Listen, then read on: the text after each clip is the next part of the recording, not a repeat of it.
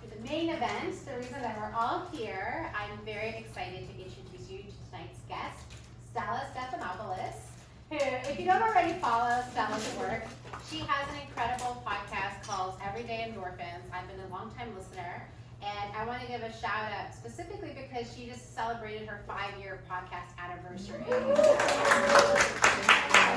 Over the years, Stella has interviewed over 160 something guests, all from fields of creativity, psychology, entrepreneurship, all on the topic of endorphins. So please join me in welcoming Stella to the stage.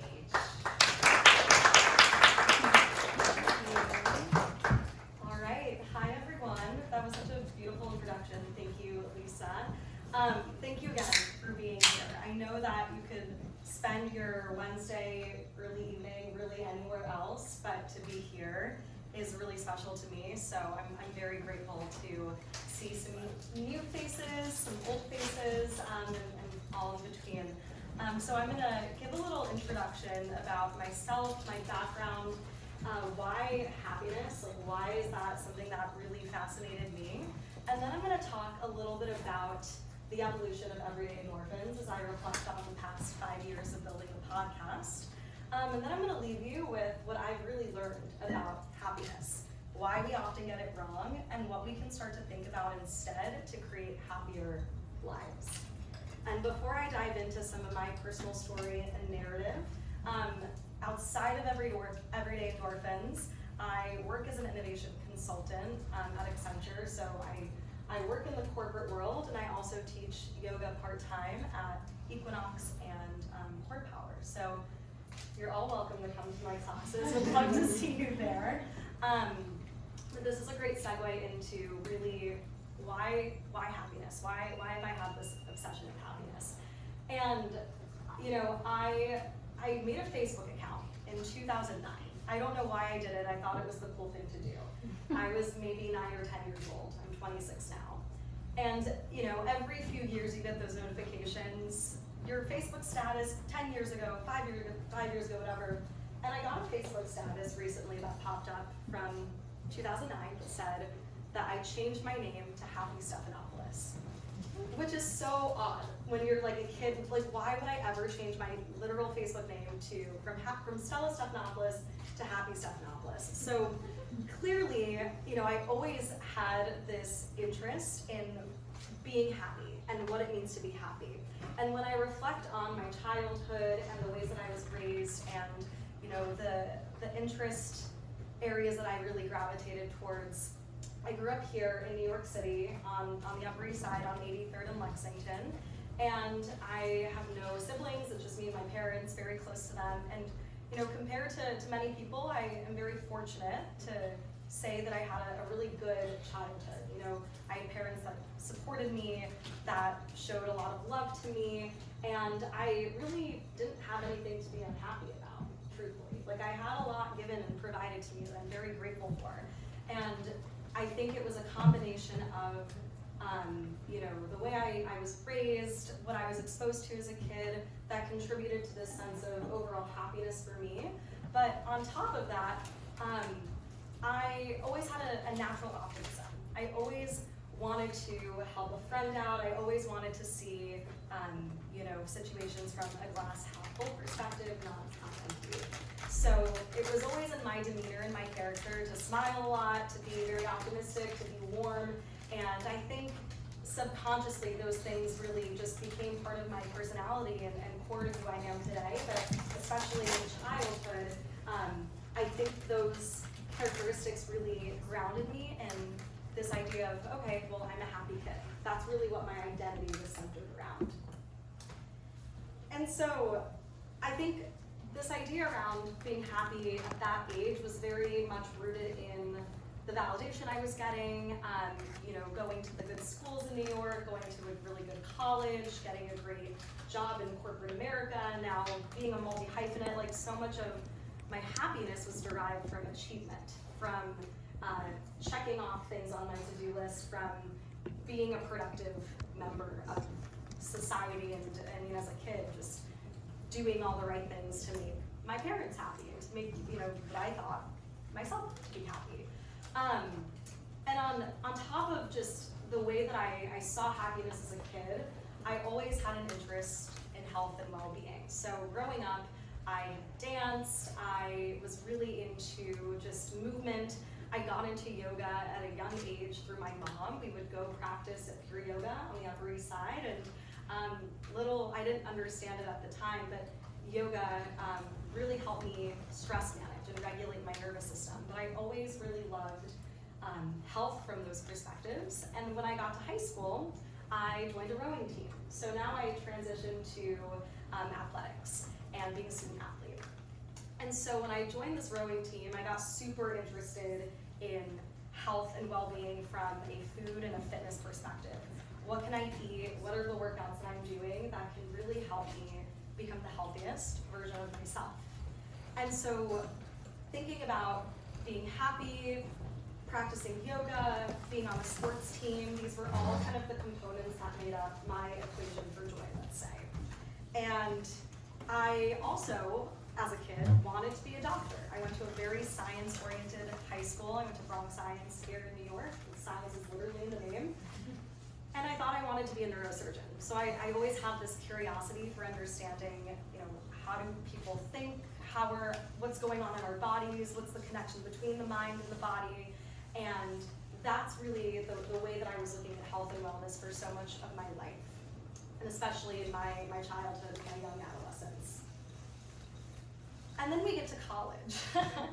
And when we get to college, we realize that what I had understood about happiness and health was kind of flipped upside down. So to backtrack a little bit, when I was in high school, my parents had actually moved from the Upper East Side to Riverdale, which is in the Bronx. And any sort of move can be kind of jarring for a kid, especially when you don't fully understand why the move is happening and kind of all the effects that come after that. And I didn't really realize it at the time, but moving had really impacted my mental health and my well-being. And then coinciding with that move, and also going to a very stressful high school where the pressure was to get into a good college and get a good job after that, I had started to see a doctor and was diagnosed with PCOS, which is polycystic ovary syndrome. And that basically means that there's an imbalance in your hormones, and PCOS can affect your mood, your weight. It's a variety of factors that this condition can really influence. And I remember thinking to myself in high school, I'm an athlete, I'm doing all the right things, I'm not healthy. This isn't adding up to me. And so right when I get to college, I didn't realize how big of a transition that would actually be. And trying to better understand, okay, how do I create a healthy environment while now having this condition? How do I redefine my relationship to fitness now that I'm no longer on a rowing team in college? There were all these, unanswered questions that were circulating in my brain, causing me to be pretty anxious in college and stressed. And I didn't have the language for it then, but it's easier to kind of reflect on it now. And so when I get to college, I'm going through a lot of these mental health challenges that I didn't really realize at the time. On top of all of this, I had the privilege to live with someone who I consider to be a very close friend all of 4 years of college. We were random roommates and it just kind of clicked and it worked. But so much of our friendship was actually focused on this foundation of mental health because I saw her struggle deeply all 4 years. Right when we started freshman year, she opened up to me about having anxiety, OCD, anorexia at a young age that resurfaced later in college. And as someone who was a happy, healthy kid, I didn't have the language or understanding to really help her with where she was in her own mental health journey. And it was over the course of those 4 years where I witnessed, okay, a close friend of mine is struggling, but we can talk, we can think about the things that are on her mind, and we can work through this together. And I can see her really kind of open up this capacity for joy despite her circumstances feeling really hard. Started to get me to think about, okay, there's more to health than just like what we're putting in our bodies and how much we're exercising. Mental health is incredibly important, and it exists on really this spectrum for people. and we can fall along any part of the spectrum. So all of these thoughts are brewing in my mind in college, and I'm reflecting on some of the things that had occurred in high school that were difficult for me to reconcile with. And I decide that I really want to share, what does it actually mean to be happy? And this now, we're backtracking in time, 2020, COVID, that's when I launched my podcast. It was my senior year, I was studying abroad, COVID hits, I get sent home, and now I'm back at school living in an off-campus apartment trying to just get through my final year and graduate and move forward. And at this point, I'm thinking about, okay, I have all this time on my hands, and I really want to communicate and share my newfound understanding of what it means to be healthy and happy, beyond from what I had thought it was, just as a kid and a teenager in high school. So that's what inspired the launch of the podcast. And the reason that Everyday Endorphins actually came to be was because when I was in high school on this rowing team, I actually created a fitness Instagram account. So this was pre-influencer, pre-content creator days.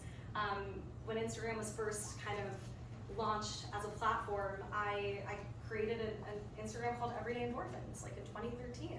And it was just a blog about being on a rowing team and doing exercise and trying to figure out what it means to be healthy. And so I had done that all of high school. I transitioned to college, and I take a backseat from the account because I'm thinking to myself, well, I'm not on a rowing team anymore. How do I actually put content out there that's reflective of what I understand to be true about health and happiness? And while I'm in college, experiencing all these challenges and also learning from an academic perspective what it means to be happy through what I studied, which was this integrative major in philosophy, neuroscience, and psychology, I really started to understand, okay, the absence of mental illness does not indicate that there's a presence of mental health. So clearly, we need to open up a dialogue and conversation about, well, what does it mean to actually be healthy and be happy? So that's my long-winded way of saying that as a kid, I thought I was really happy, and I was to a degree, and then I experienced some challenges that, most people do, that impacted my own well-being and my mental health. And then I hit college, and I think to myself, okay, I really want to share these stories. And I want to interview people to help me create the language and the structure that I can communicate to others around, well, what does it actually mean to be healthy and happy through people's stories and through their expertise in the health and wellness field. So since 2020, just to kind of wrap up the narrative of Everyday Endorphins and how it's evolved over time, I have done, like Lisa mentioned, over 160 episodes. Tomorrow is number 170.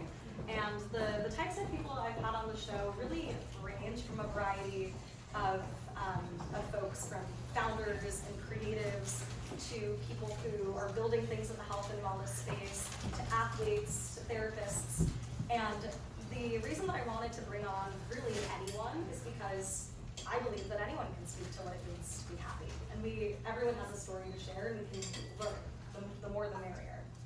So I launched this podcast in 2020. I start my corporate job in 2021, and I'm thinking to myself, well, why would I stop interviewing? All it takes is a mic and a computer. That's that easy to do it. And so I was fortunate to figure out some sort of balance to keep up my job with keeping up the interviews. And then about 2 years into launching the show, I started to realize that it'd be really gratifying to find ways to create endorphins experiences in real life. So I thought to myself, well, what could it look like to bring this concept of everyday endorphins off of a microphone in real life? And that's what really inspired the launch of these types of community events and wellness experiences that I've had the privilege of getting to partner with so many amazing wellness brands and founders in New York over the past 3 years. And so through all of this work, getting to speak with so many thought leaders in the space and also build community through the brand, I've really reflected on, well, what are we getting wrong about happiness, and what should we be thinking about when it pertains to creating healthier and happier lives? So the first misconception that I want to leave you all with is that we often misjudge what we think is going to make us happy, right? Like, how many times do you think about, oh, well, if I just got this raise or this or that, I'm going to become happier? And research does show that, of course, money will correlate to our sense of well-being, but only to a degree. So what's that missing part of the equation? And it's because I think humans are very focused on the quick fix, the quick win, it's the dopamine. We're not really focused on setting ourselves up for that longer-term joy, longer-term happiness. And that's why we often misjudge what we think is gonna bring us joy. There's a guest that I had on the show, I think it was episode 98, her name is Stephanie Harrison, and she's the founder of this community called The New Happy. She got her master's in positive psychology at Penn. She wrote a book, which essentially was her thesis on moving away from old happy culture to new happy culture, and she shares so many amazing science-backed strategies to boost your own joy. But in that interview, she really had me rethink, okay, well, why do we often misjudge what brings us happiness, and how can we start to correct that? Which leads me into the second misconception that I found to be true about happiness, is that the more we focus on needing to be happy, the less we actually are. And I think there's a variety of reasons that can point back to why this is, but when I backtrack to my Facebook post, Happy Stephanopoulos, I didn't realize it, but I had this obsession of just needing to be happy, to be the happy kid all the time, which I don't think actually allowed for me to fully feel the emotions that I was experiencing throughout some of those inflection points in my childhood that caused me to feel a bit more anxious or stressed. And I think when we place so much of our focus and our attention to, well, I need to be a certain way, or if I do this, then I'm gonna get to that, and that's gonna bring me joy, we miss the whole point. And there's a thought leader and a researcher that I absolutely love who is very articulate about this particular misconception, and his name's Arthur Brooks. He teaches at Harvard, he is brilliant, and he talks a lot about how happiness is not necessarily about the outcome, it's about the journey, and learning to enjoy the moments that we're in, rather than hyperfixate on some sort of end outcome. And as we kind of move away from these misconceptions, I've started to talk a little bit about this, but now I'd like to leave you with, okay, well then what is actually happiness? Like, what should we be thinking about instead? So the first lesson I've really come to learn is that happiness is really about the ability to tolerate discomfort. It's about learning to actually embrace unhappiness and lean into the hard emotions. The second one is that happiness is actually a byproduct of being in gratitude. And so when you call to mind the things that spark your endorphins, that you're grateful for, that make you feel good, that like byproduct, that sensation in your body and your mind, that is happiness, which is also presence, because when you're thinking about things you're grateful for, you're focused on the here and now and not trying to get to that end state. And the last lesson I've learned, or something that I really try to communicate, is that happiness is actually a choice. And this gets back to my anecdote about my college roommate who was really depressed and had a lot of mental health issues and challenges. Despite what's going on around us, we can still choose to show up with happiness, with optimism, with a positive mindset. And so there's a lot of things in life we can't control, but what we can control is how we respond to certain situations. And a lot of that comes back to recognizing some of the limiting beliefs that we have in our minds and not allowing those beliefs to have power over us, not prescribing truth to it. And when we're able to do that, we can actually harness this concept of having agency over our lives because we're choosing to show up with a happier demeanor. And so if I leave you with anything today, this might sound a little contradictory, but I always talk about how happiness and Everyday Endorphins is about finding things that bring you joy in life and how endorphins make you happy. But that's actually serotonin and dopamine. Endorphins are the pain reliever hormone. So I think it's really beautiful if you abstract away from that more philosophically. Endorphins are meant to reduce pain. Life is actually really hard, we all know this, right? We're not gonna be 100% happy all the time. So rather than trying to infuse more serotonin or dopamine or those quick fixes and wins into our lives, how could things look differently if we just recognized, yeah, like life can be really hard. There's adversity, there's challenge, there's pain that we experience, but how do we reduce that just a little bit, just incrementally, right? And so that's this whole premise of finding the things in life that bring you joy, that spark your endorphins. It's choosing to infuse moments of happiness in an otherwise pretty unhappy and stressful world that we live in. And The last question that I ask everyone on the show is, what brings you endorphins? And so, I'd love to leave that on a rhetorical note for you all to just think about, well, what are some things that spark your joy, that make you happy? And when I have asked all my guests and have seen themes and found really a common denominator, it's really been about the quality of our relationships. And so if you want to become happier, it's really about investing in the relationships that you have, showing up for the people that you love, and building community and connection. So I know I threw a lot at all of you over the past 20 minutes, but hopefully there's a few takeaways that you can come away with this evening around happiness, how to think about it, and ways to kind of intervene in your mind when you're starting to perpetuate your own unhappiness. Thank you, everyone.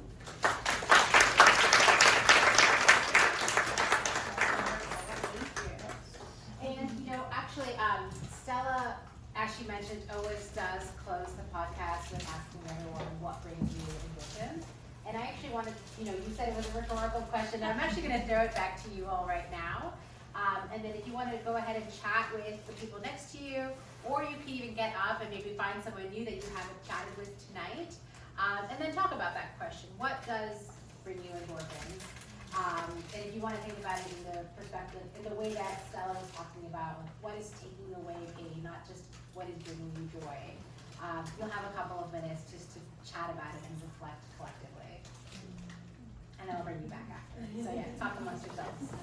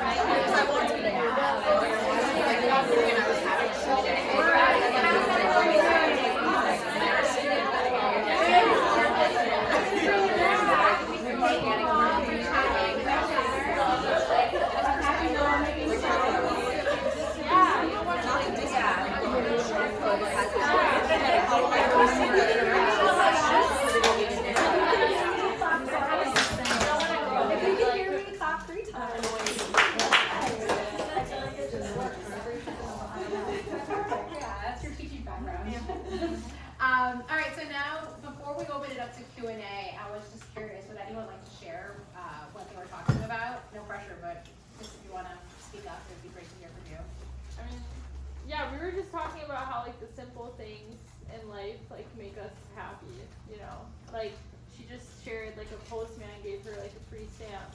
Nice. They were nice to the post office. Like that's cool. Or like, you know, going like she was talking about like the leaves and like walking and like, you know, just the small things that are nice. We were talking about like what was a legit source of dopamine. And she was sharing like I have a practice and like getting new clients, I don't know if it's a good thing, and I was saying, well, if you're putting all of that energy into that basket, you want that to give you back some of that, you know, you want some reward. So I was also sharing that we in FIDI, I live in FIDI and the buildings are tall and you don't get any sunlight. So whenever the sun hits my face, I'm like, this is why I pay rent. Wait, but can I say something? I guess my thing is, should you be getting the dopamine from like career? Or is that like a vicious cycle? I have so many thoughts. Should we just transfer? Yeah, let's do it. Yeah. Perfect segue, yeah. So I've thought a lot about like what makes work meaningful, right? Like, is it the work itself that's meaningful, therefore we feel meaning, or is it like the process of working that is meaningful, right? And so I think the way I interpret the question and the way I apply it to my life is that there are different sources of meaning that I try to derive in my career more broadly. So in my corporate job, where I find meaning and maybe like that dopamine is the, you know, knock on wood, positive feedback that I get from my manager, like, oh, you did this really well, you made this slide well, you articulated that well. It's being able to work in a team, to like be around people, to contribute in that way. And then with the podcast, the meaning that I get is the learning and the insight through who I interview, through putting on events, like building community, and to actually, you know, be an entrepreneur and like build something of my own that is not tied to a big corporate LLC. So when we think about like placing our meaning in our work, I think it's important to find meaning in what you do because you're probably spending most of your day doing that thing. But when we focus too much on that, we lose sight of like, well, what are the things that we can do to actually just make us feel good as a human, right? And not just be in front of our computer all day long. Yeah, it's hard. I don't know. I'm just like curious, like, you know, to the group that do people like German, like, what are we strategies? To like find that balance. Yeah. I think for me, it's been like having a protected morning routine and being really disciplined about waking up at like a certain time every morning, having time for me. I'll go back and forth between doing like a journaling or a gratitude thing in the morning, but I try to keep it simple. Like, as long as there's some sort of movement, some sort of sunlight exposure, and some sort of time for myself that has nothing to do with technology, that helps me create that boundary. Question over here. Hey, I was wondering with like people you've interviewed whether you had much conversation about being of service. Like that's what I said, it brings, I feel like joy into my life, and I feel like when you don't focus on yourself, whether it's being a good neighbor, a good friend, citizen, you know, in whatever way it is, and I feel like I've seen that personally in my life make a huge difference in my friends' lives, and I wonder if you've spoken to many people about. Yeah, that's so beautiful. And the science in positive psychology does support that too. Like being of service, being more selfless actually makes you happier, which is probably why the Post-it note thing made you so happy, because the person did something for you without you even asking, right? The episode I'm actually releasing tomorrow is with the founder of this nonprofit that's focused on like social emotional learning skills in schools.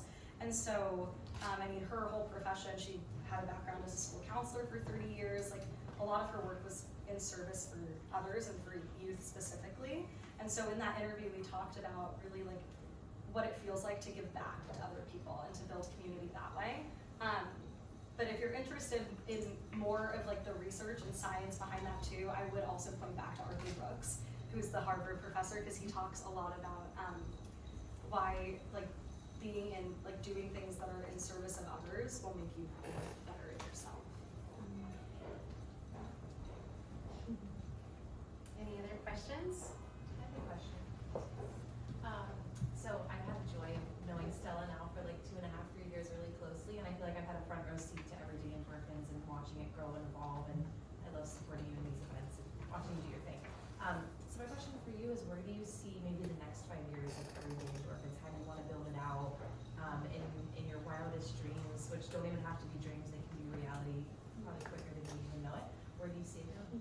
Okay, we didn't breadcrumb. We didn't. Thank you, Tia. I really am so passionate about storytelling and obviously like building the podcast. I don't think that interviewing is ever going to go away for me. I intend to keep interviewing and bringing guests on, but I think that eventually like building a larger wellness brand with Everyday Endorphins is something that really interests me, and you know, I've been kind of doing all the components of that, like the interviews, the events, but how do I kind of put it all together from more of like a business perspective? So that's definitely a priority of mine, is figuring out how to really take the content and the brand itself to the next level. It'll happen. Yes. Thanks. Yeah. Who is on your guest list that you would like to have? Like if you could have anyone on the podcast, who would it be? Right now, Scott Galloway, because I'm obsessed with understanding why men suck. I'll rephrase that. He talks a lot about the male loneliness epidemic, and what's yes, and what's interesting is that I've been leaning into like creating content on TikTok because I find that platform to be easier to grow. But I had made a video about like dating issues and dynamics and whatnot, and been talking a lot about male loneliness, and those videos have been performing really well, and a lot of what the comments are saying and what I've been talking about points back to like some of Scott's most recent videos that he shared online. So I would just love to hear from him as someone who like researches this, has written a book about this that's coming out next week. Like what's going on with loneliness at large, but also why are men in particular like silently struggling? Good question. Maybe groups like They this. don't do events like this. Yeah. Which technically, they're welcome to come. Yeah. Yeah. Yeah. Yeah. Great. Any other questions? Okay. Well, thank you so much, Stella. I'm so happy to have you as our third speaker. And you know, before we start closing out the event for tonight, I actually just want to leave you with one thing. If you want to just take a moment to close your eyes again. Sorry, I'm a big fan of closing your eyes. To me, it's like you can shut everything else in the room out. And just think about something that you can do for yourself tomorrow that will bring you a dose of happiness, a dose of endorphins. Something that you can do, whether it's, actually I'll just leave it open. Just have a moment to think.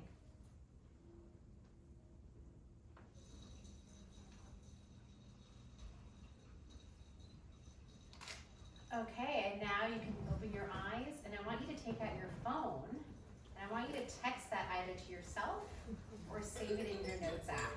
I think tomorrow you're going to be so busy with work, with life, etc. You're going to look back on your note or your text, and you're going to say like, what did I do last night? Like, where was I? And that will be a little reminder to really just do something good for yourself. Okay, and with that, I want to just thank you all for coming. I do have a quick, just a couple of announcements. So our next event with a main speaker will be on November 19th. Still finalizing our venue. So if anyone has venue connections, by the way, you can reach out to me. I will announce who our speaker is next week. And then we're also doing, like I mentioned before, these little smaller meetups that are a little bit more casual. On November 22nd, we're going to do another farmers market meetup. So if you guys like shopping at the local farmers market, I prefer the Union Square one because it's kind of the best. It's the largest. We meet at a coffee shop beforehand and then just take a stroll together. Some people here have been to them with me, and it's just really nice and like a very casual way to start your Saturday morning. So that will be on November 22nd. And if you ever want to volunteer or like get more involved in helping me bring these events to life, I could really use extra hands, and like I welcome all sorts of connections, whether it be to speakers, to the 1-minute pitches for the community warm-up segment, venues, etc. Or just, you know, tag us on social media. That really helps our community grow. And so thank you all for coming.